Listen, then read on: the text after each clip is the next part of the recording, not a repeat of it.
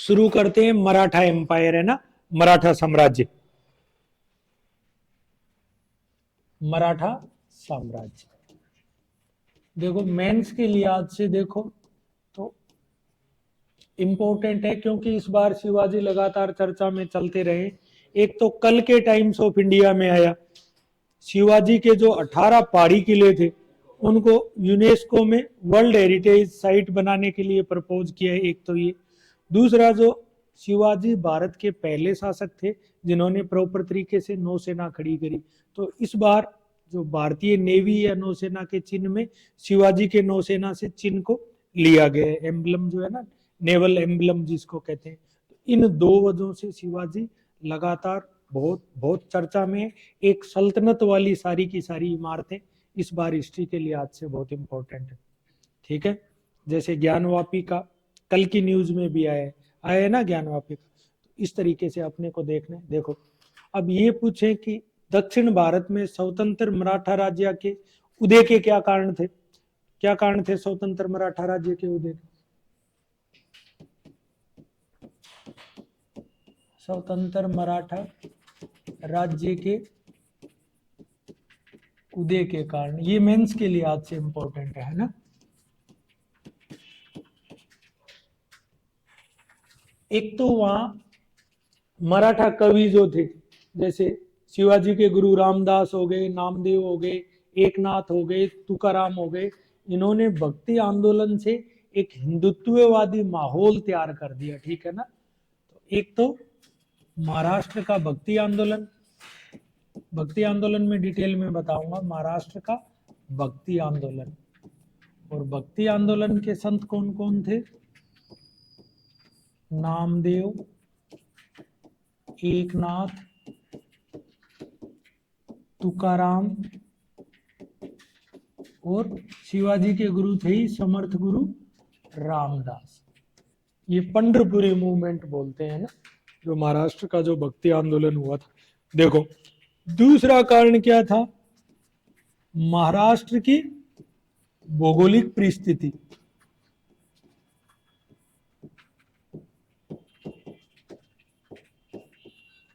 औरंगजेब से कोई भी नहीं जीत पाया।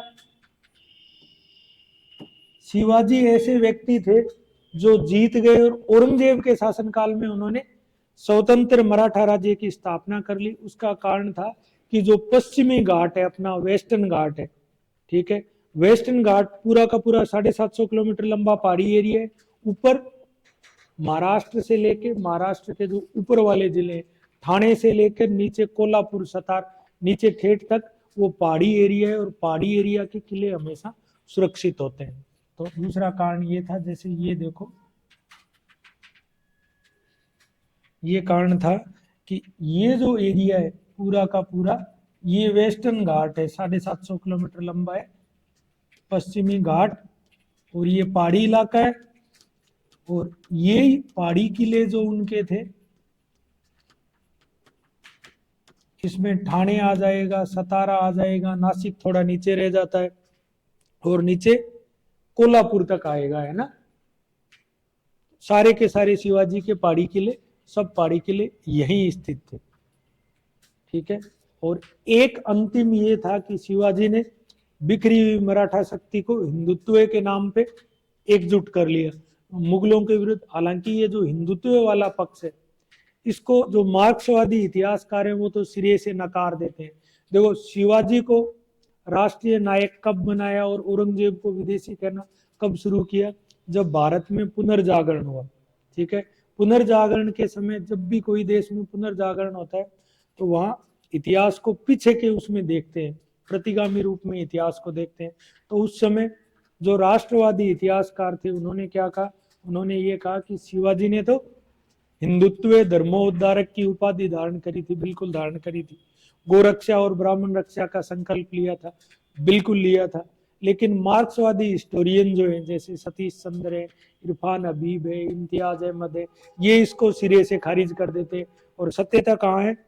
दोनों के बीच में। तो शिवाजी ने जो बिखरी हुई मराठा जाति थी उनको एक मंच पे लाके खड़ा कर दिया, है ना। तीसरा कारण था शिवाजी द्वारा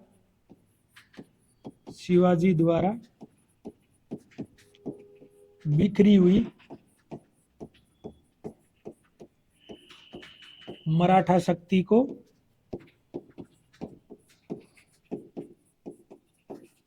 एकजुट कर लेना।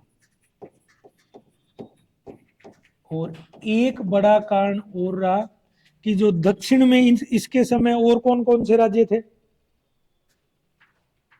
अहमदनगर, बीजापुर और गोलाकुंडा, ये आपस में लड़ते रहते थे और इनका फायदा किसने उठाया, शिवाजी ने। लिखो अहमदनगर, बीजापुर और गोलाकुंडा की, अहमदनगर,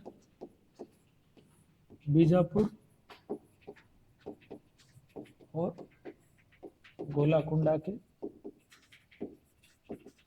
आपसी झगड़ों का फायदा शिवाजी को मिला।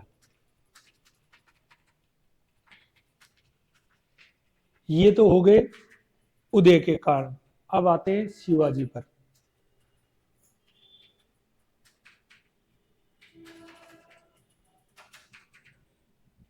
देखो अहमदनगर, बीजापुर, गोलाकुंडा के झगड़े का लाभ उठाया। अब आते हैं शिवाजी कौन, शिवाजी परिचय। देखो पिता का नाम था शाहजी भोंसले, और ये जो शाहजी भोंसले बीजापुर में सैनिक अधिकारी थे।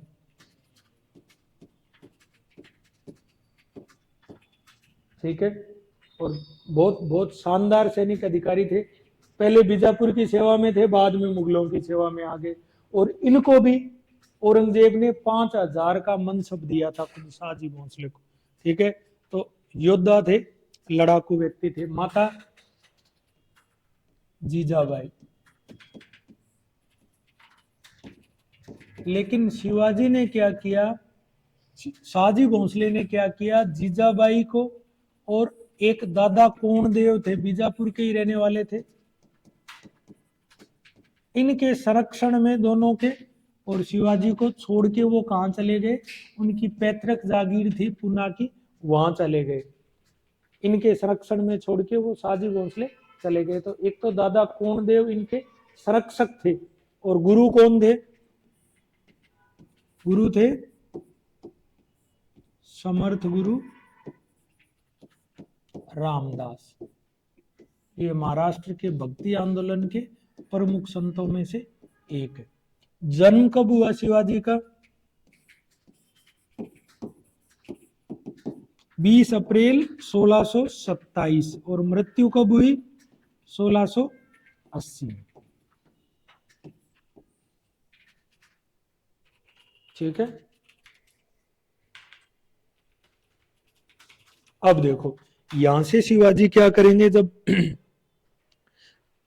16-17 साल की उम्र होगी, जैसे 1643 में वो एक सिंहगढ़ का किला होगा, उसको जीत के अपनी जीत की शुरुआत करेंगे। एक एक करके वो सारे पहाड़ी किले जीत लाएंगे। जैसे शिवाजी के तो बहुत बहादुर व्यक्ति थे, प्लस शिवाजी में मतलब बहुत तेज बुद्धि के व्यक्ति थे। जहां किलेदार को रिश्वत दे के किले पे अधिकार करना होता था, वो वहां भी नहीं चूकते थे। आगे देखना, शाइस्ता खां को कैसे मारेंगे, घायल कर देंगे। अफजल खां को कैसे मारेंगे। तो वो बहुत तेज बुद्धि के व्यक्ति थे। तो सबसे पहले उन्होंने क्या जीता, 1643 में सिंहगढ़ का किला जीता, और ये बहुत मजबूत किला माना जाता था, सिंहगढ़ का किला जीता।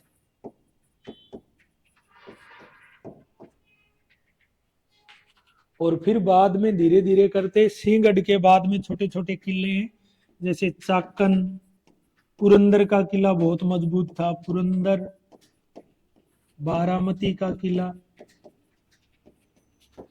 रायगढ़ का किला, सुपा और तिकोना, ये किलों के नाम थे। ये सारे किले धीरे धीरे करके शिवाजी जीत लेंगे। अब अच्छी विजय कब होगी, जिसमें शिवाजी अन्य मराठा सरदारों के अभी तो बराबर थे, सारे मराठे युद्ध लड़ रहे थे, कोई मुगलों की तरफ से लड़ रहा था, कोई बीजापुर की तरफ से लड़ रहा था। वो दौर ऐसा था जब मुगलों और बीजापुर का संघर्ष चल रहा था। वो जीतेंगे 1656 में जावली है एक जगह, जावली का किला जीत लेंगे। और जावली का किला किससे जीतेंगे? मराठा सरदार था चंद्रराव मौर्य, चंद्रराव मौर्य से जावली का किला जीत लेंगे।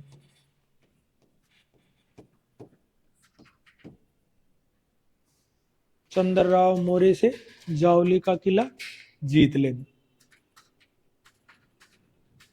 ठीक है।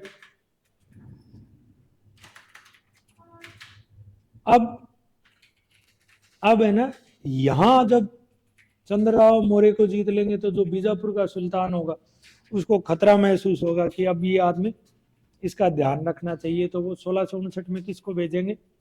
शाइस्ता खां को भेजेंगे, है ना। तो 1659 में शाइस्ता खां को भेजेंगे। कौन भेजेगा? बीजापुर का सुल्तान। शिवाजी का जो युद्ध शैली थी ना, देखो शिवाजी की युद्ध शैली थी हमेशा गुरिल्ला और छापा मार। और इस चीज का मराठों गुरिल्ला युद्ध पद्धति में बहुत जोरदार थे। पानीपत का तीसरा युद्ध अहमद शाह अब्दाली से हार जाएंगे। क्यों हार जाएंगे? क्योंकि वो मैदान में लड़ने के लिए गए थे और उसमें पूरे के पूरे जो मराठा सरदार होंगे चोटी वाले, सारे के सारे खत्म हो जाएंगे। पूरे महाराष्ट्र में एक भी मराठा परिवार नहीं होगा जिससे कोई मरा नहीं होगा। कारण मैदान का युद्ध लड़ने के वो अभ्यस्त नहीं थे। पानीपत के युद्ध में 1 लाख की सेना लेके गए थे।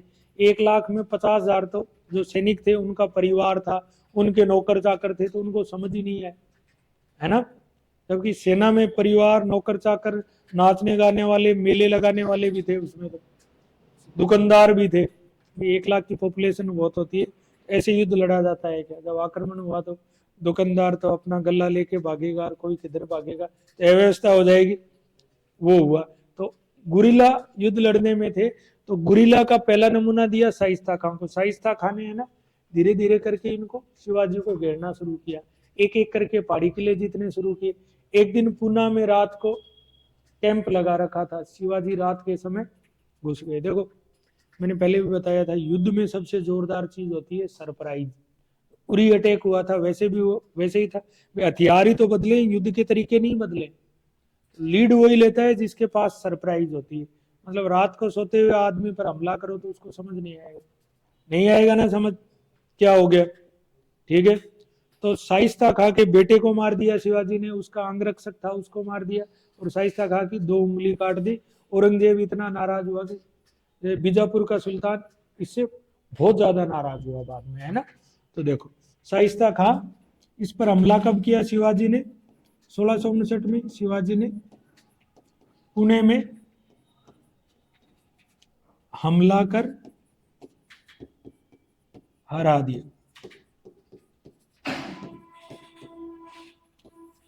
इससे शिवाजी के गौरव में वृद्धि हुई, है ना।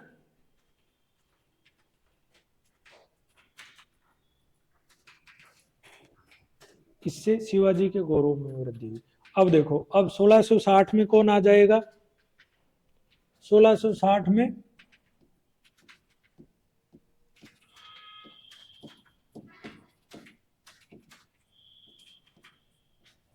अफजल खां। शाइस्ता खां को औरंगजेब ने भेजा था, है ना। मैंने गलती से बीजापुर का सुल्तान औरंगजेब लिखा। शाइस्ता खां को औरंगजेब ने भेजा और अफजल खां को बीजापुर का सुल्तान भेजेगा। ठीक है। अफजल खां को कौन भेजेगा? बीजापुर का सुल्तान।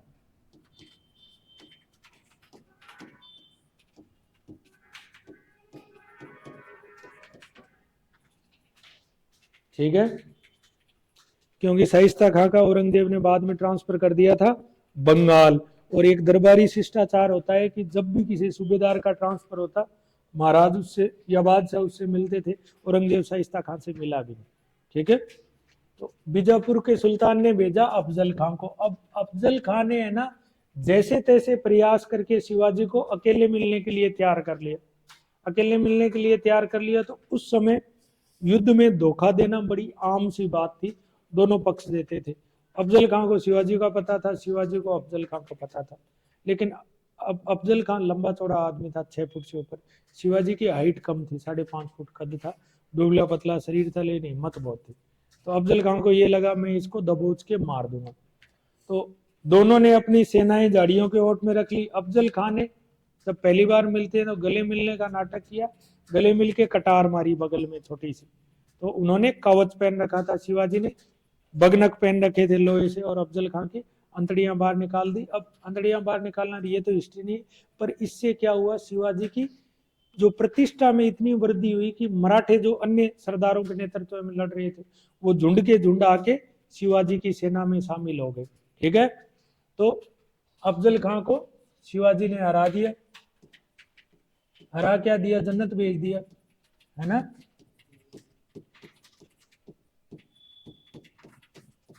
अब यहां शिवाजी क्या करेंगे,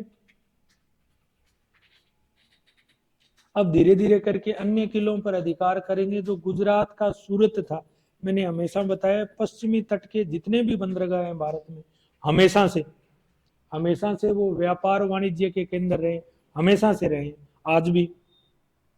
ठीक है, तुम्हारी तरह कोई ऐसा ही आ रही है इसके चक्कर में नहीं पड़ता वहां, ठीक है ना, उनका बड़ा क्लियर है। ठीक है, क्योंकि वो व्यापारिक क्षेत्र है। तो 1664 में शिवाजी ने एकदम मन लगा के तसल्ली से सूरत को लूटा। ठीक है, तो 1664 में शिवाजी ने क्या किया, सूरत को लूटा।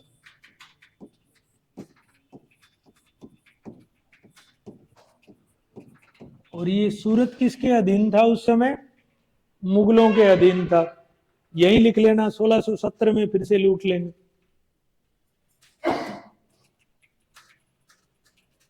ठीक है, अब देखो, अब औरंगजेब किसको भेजेगा शिवाजी के खिलाफ, मिर्जा राजा जय सिंह को। और जय सिंह बहुत बहुत शानदार सेना नायक थे। व्यक्तिगत रूप से जय सिंह की हिंदू होने की वजह से सहानुभूति किसके साथ थी, शिवाजी के साथ थी। औरंगजेब और जय सिंह का लगातार पत्र व्यवहार चलेगा इस चीज को लेकर। ठीक है, तो जय सिंह की वजह से शिवाजी और उन दोनों के बीच में संधि हो गई। तो आगे लिखो, पुरंदर की संधि, पुरंदर की संधि और जय सिंह का महाराष्ट्र अभियान।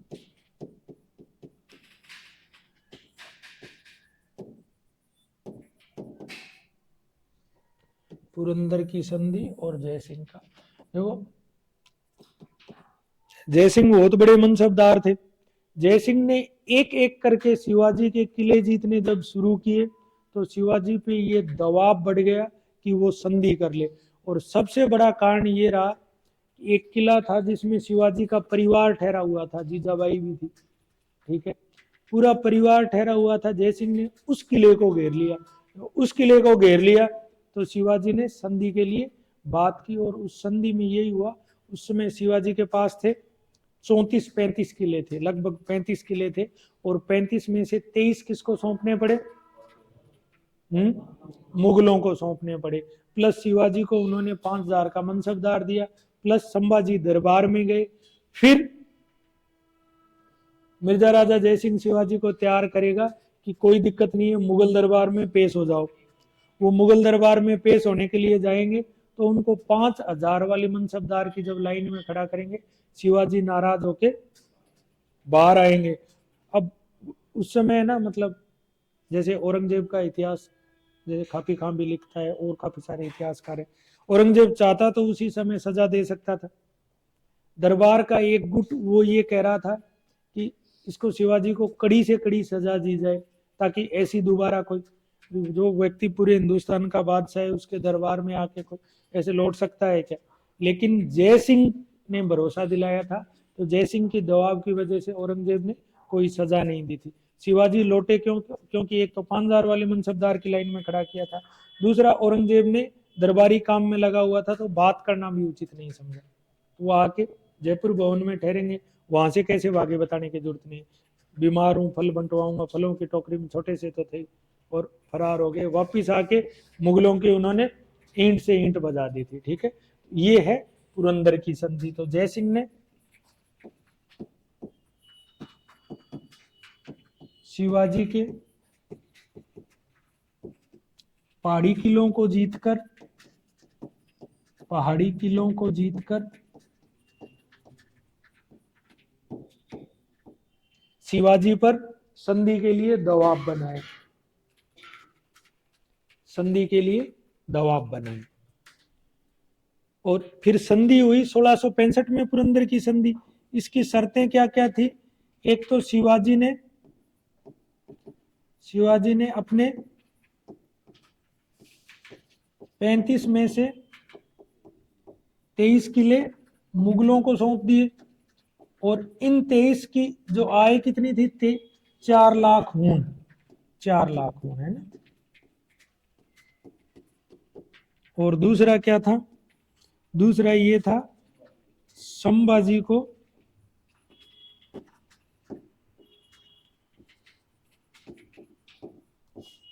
5,000 का मनसबदार बनाया मुगलों ने,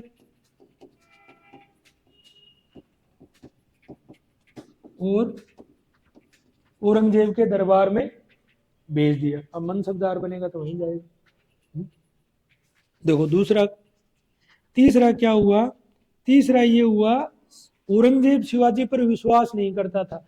जय सिंह ने बार बार मनाया कि बीजापुर गोलाकुंडा को 1686-87 में अल्टीमेटली तो औरंगजेब ने जीत लिया था। तो औरंगजेब क्या चाहता था कि अब जय सिंह वापिस आ जाए, लेकिन जय सिंह के मन में क्या था कि शिवाजी की सहायता से बीजापुर को हरा दें। तो इस संधि में एक शर्त ये थी, शिवाजी बीजापुर के विरुद्ध मुगलों की सहायता करेगा। शिवाजी बीजापुर के विरुद्ध मुगलों की सहायता करेगा।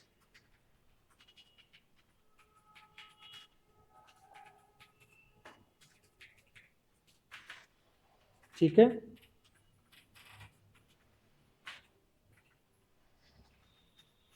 अब शिवाजी आगरा दरबार गया 1666 में। आगरा दरबार, और वहां से फरार भी हो गए, और वापिस आकर पुरंदर की संधि की धज्जियां उड़ानी शुरू कर दी। ठीक है। वापिस से अपने पहाड़ी किले जीतने शुरू कर दिए। 1670 में फिर से सूरत को लूटा, और 1674 में अपना राज्याभिषेक करवाया, है ना। तो इंपॉर्टेंट ये है, 1674 में शिवाजी का राज्याभिषेक। देखो अभी तक शिवाजी की स्थिति जो थी ना, वो ऐसे जैसे खूब सारे परिवार थे, जैसे घोरपड़े परिवार हो गया, वहां का जादव परिवार हो गया, जो बीजापुर से लड़ रहे थे या मुगलों से लड़ रहे थे। मराठा एक तरीके से सैनिक जाति बन गए थे इस समय तक। ठीक है। लेकिन जब राज्याभिषेक हो गया तो अब शिवाजी की हैसियत क्या होगी? जो दक्षिण भारत के राज्य थे बीजापुर और गोलाकुंडा, उनके समकक्ष स्थिति में आ गए ना। पहले तो वो लुटेरा मानते थे, और औरंगजेब भी शासक के रूप में जैसे इनको पहले तक स्वीकार नहीं कर रहा था, तो इन्होंने वहां वाले जो थे पंडित, उन्होंने तो राज्याभिषेक किया नहीं। तो बनारस से किसको बुलाया? एक पंडित जी थे गंगा भट्ट, उनको बुलाया, फिर वो गंगा जल लेके यहाँ 1674 में रायगढ़ में राज्याभिषेक हुआ। ठीक है। रायगढ़ का किला, इसको राजगढ़ का किला भी कह देते। यहाँ शिवाजी का राज्याभिषेक हुआ, और यहीं से शिवाजी ने उपाधि धारण करी, किसकी? हिंदुत्व धर्मोद्धारक।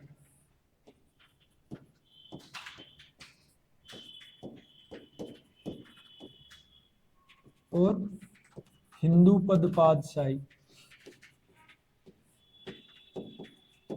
और साथ ही गोरक्षा और ब्राह्मण रक्षा का संकल्प लिया।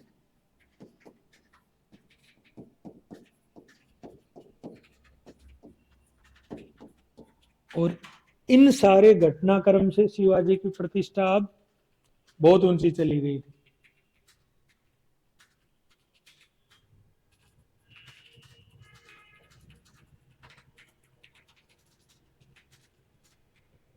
अब देखो, शिवाजी पहले भारतीय शासक थे जिन्होंने नौसेना का गठन किया। तो क्यों किया नौसेना का गठन? एक तो पुर्तगाली आ गए थे उस समय, पुर्तगालियों को कंट्रोल में रखने के।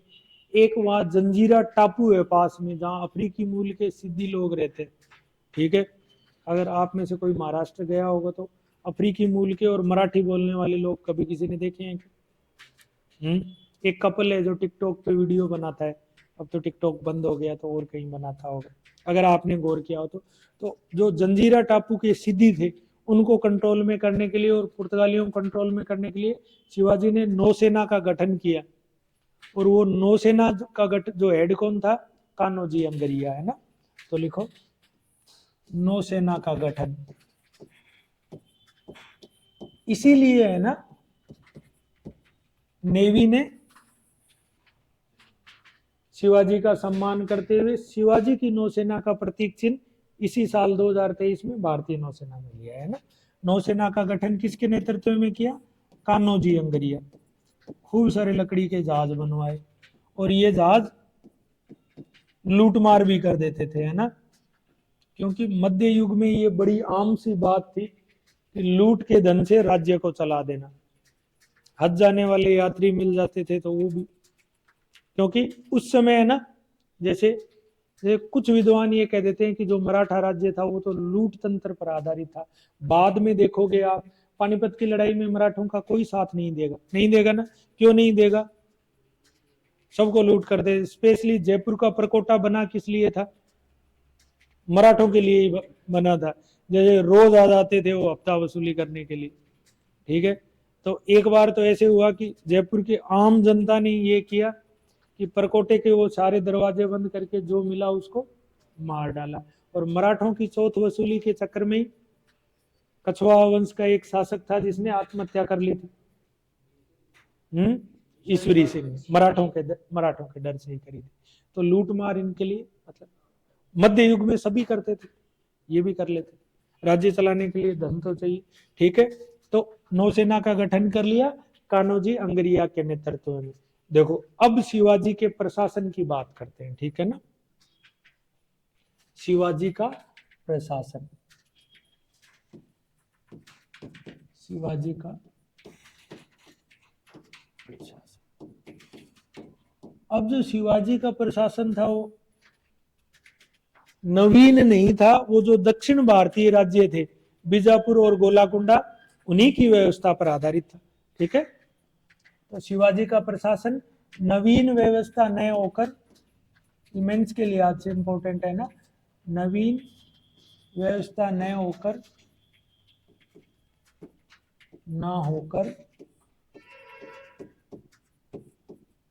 नवीन व्यवस्था ना होकर दक्षिण भारतीय राज्यों बीजापुर और गोलाकुंडा की परंपरा पर आधारित था, जिसमें सबसे ऊपर कौन होता था? सबसे ऊपर छत्रपति होगा, छत्रपति या राजा, छत्रपति या राजा। और ये कौन थे? सर्वोच्च स्थान था प्रत्येक दृष्टिकोण से। राजा को ही होगा सर्वोच्च स्थान। छत्रपति या राजा सबसे ऊपर होता था। बाद में आगे देखोगे, शिवाजी के बाद में क्या होगा? धीरे धीरे कौन शक्तिशाली हो जाएंगे? पेशवा शक्तिशाली हो जाएंगे। तो पेशवा, छत्रपति के हाथ में शक्तियां नहीं रहेंगी, फिर पेशवा शक्तिशाली हो जाएगा। ठीक है, देखो फिर इनके बाद कौन आता था? इनके बाद आता था पेशवा या प्रधानमंत्री। देखो, मुगलों ने कोई ऐसी व्यवस्था नहीं रखी। बैराम खां को वकील बताया था, मैंने पहले भी बताया था, कोई भी किसी भी प्रशासन के तंत्र में मुखिया के बराबर हैसियत का कोई व्यक्ति होगा तो वो हमेशा गड़बड़ करेगा। तो इसकी हैसियत राजा के बाद में सेकंड नंबर पर थी। लिखो, राजा के बाद पेशवा का पद प्रधानमंत्री के समान होता था। और इसका स्थान राजा के बाद द्वितीय होता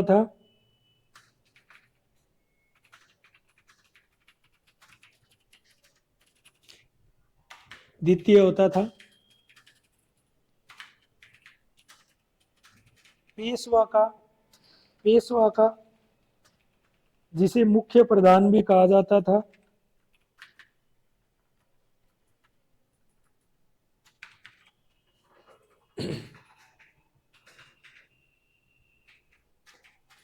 प्रशासन के सभी विभागों में हस्तक्षेप होता था।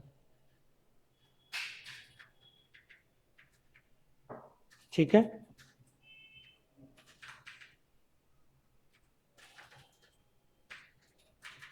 अब देखो, अब 3 नंबर पर कौन होगा? अमात्य या मजूमदार? अमात्य या मजूमदार ये क्या काम करेगा? वित्त और राजस्व का सर्वोच्च अधिकारी होगा। वित्त व राजस्व का सर्वोच्च अधिकारी। राज्य को जो आय होगी, जो वित्त मिलेगा, उसका ये सबसे बड़ा अधिकारी होगा, है ना। ठीक है, इसके बाद में होगा शुरूनवीस या सचिव। शुरूनवीस या सचिव होगा, राजकीय पत्राचार होता है ना, आपस में विभागों को पत्र लिखे जाएंगे, उनका अधिकारी, राजकीय पत्राचार का अधिकारी, कोरेस्पोंडेंस जो होता है उसका अधिकारी।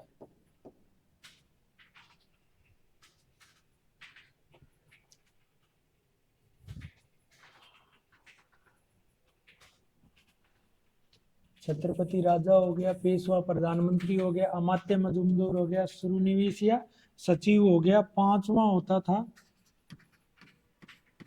वाक्यानवीस। वाक्यानवीस का क्या काम होता था? दरबार की रोजमर्रा की गतिविधियों को देखना, है ना। वाक्यानवीस का क्या काम होता था? दरबार की दैनंदिन की कार्यवाहियों का अधिकार।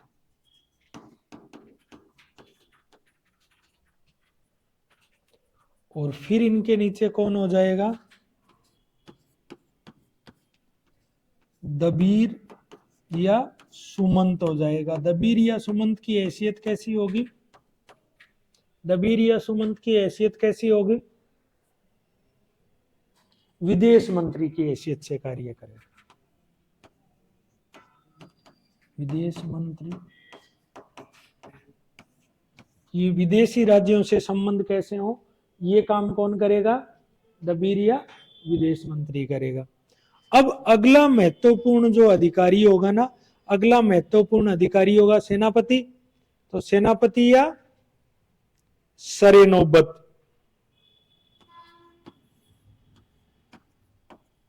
सेनापति या सरे नौबत भी कह देते। और ये कौन होता था? सेना का सर्वोच्च अधिकारी।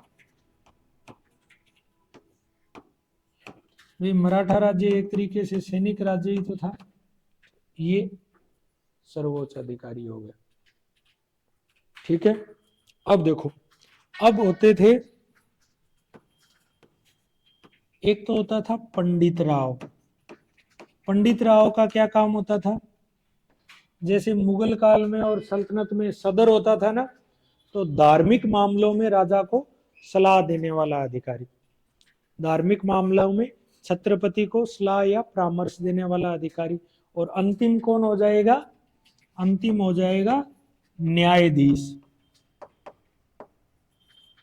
अंतिम हो जाएगा न्यायाधीश। किस लिए? न्याय कार्य के लिए। अब देखो, छत्रपति के अलावा ये 8 व्यक्ति है ना, 8 व्यक्ति। तो इसलिए इनको क्या कह देंगे? अष्टप्रधान, अष्टप्रधान। अष्ट दिग्गज से कंफ्यूज मत होना, अष्ट दिग्गज कौन थे?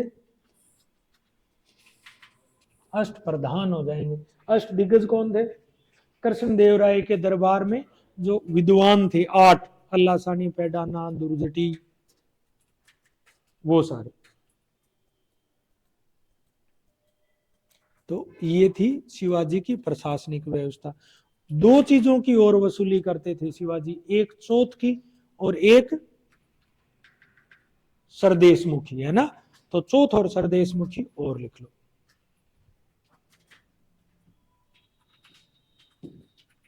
चौथ, चौथ क्या होता था? सीधा सा ये होता था कि तुम्हें लूटेंगे नहीं, 1/4 बिना पूछे ही दे दो, ठीक है। तो देखो, अन्य राज्यों को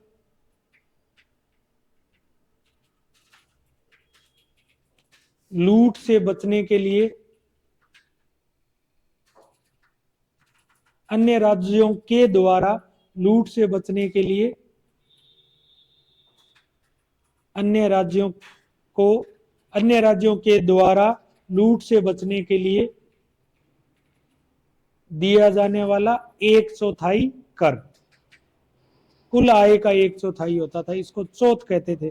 और मराठे दावे कर देते जहां चले जा चौथ वसूली के बिना नहीं आते, ठीक है। और दूसरा सरदेशमुखी, सरदेशमुखी का क्या मतलब हुआ?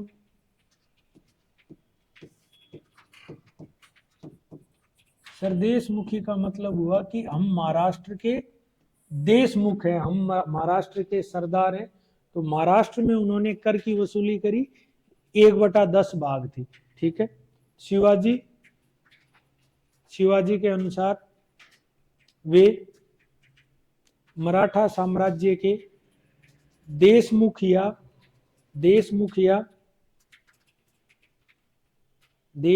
या समस्त सरदारों में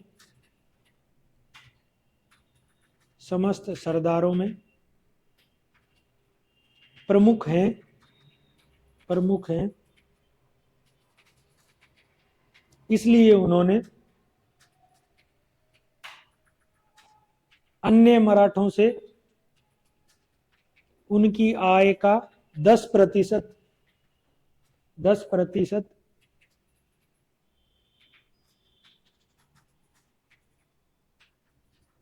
सरदेशमुखी के रूप में वसूल किया, ठीक है। देखो अब आगे क्या होगा, औरंगजेब तक के तो अपन यहीं पढ़ लेते हैं, पेशवा कहाँ पढ़ेंगे अपन? आधुनिक भारत में पढ़ेंगे, ठीक है। शिवाजी के बाद कौन शासक बना? संभाजी बना, है ना। तो शिवाजी के बाद शासक बनेगा संभाजी। लेकिन संभाजी क्या है, लापरवाह और गुस्सेल किस्म का व्यक्ति था। संभाजी कब से कब रहा? 1680 से लेके 89 तक। और संभाजी एक दिन अपने प्रधानमंत्री जो होगा पेशवा कवि कलश, उसके साथ घूमते हुए आराम से औरंगजेब झपट लेगा, झपट के मार देगा, ठीक है। ये हो गए संभाजी।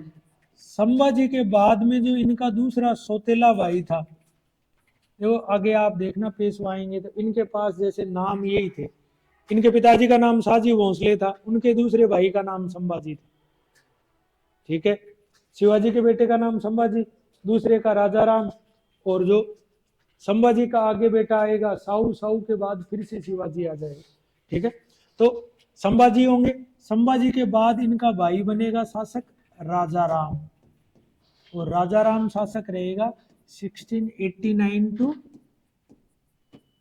1700। राजा राम के बाद जब मृत्यु हो जाएगी तो शासिका कौन बनेगी? राजा राम की विधवा होगी ताराबाई। और ताराबाई कब से कब रहेगी? 1700 से लेकर 1707 तक। क्योंकि 1707 में क्या करेगा, संभाजी को तो मार ही दिया था, इसके बेटे इसी समय, एक तो कवि कलश था इसका प्रधानमंत्री, साथ में जो संभाजी का बेटा होगा साहू, उसको कैद कर लेगा।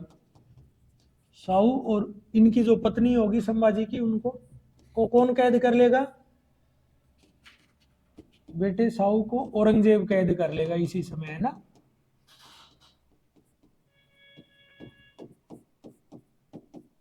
और जैसे ही औरंगजेब के बाद उसका सबसे बड़ा बेटा बहादुर शाह शासक बनेगा, वो साहू को फ्री कर देगा। यहाँ के महाराष्ट्र में उन दोनों के बीच में युद्ध छिड़ जाएगा, वो पढ़ेंगे आधुनिक भारत। ठीक है, तो इस समय है ना, इस समय औरंगजेब से अपना जो क्षेत्र इन्होंने आजाद कराने का प्रयास किया, इसको क्या कहते हैं? मराठों का स्वतंत्रता संग्राम। मराठों का स्वतंत्रता संग्राम।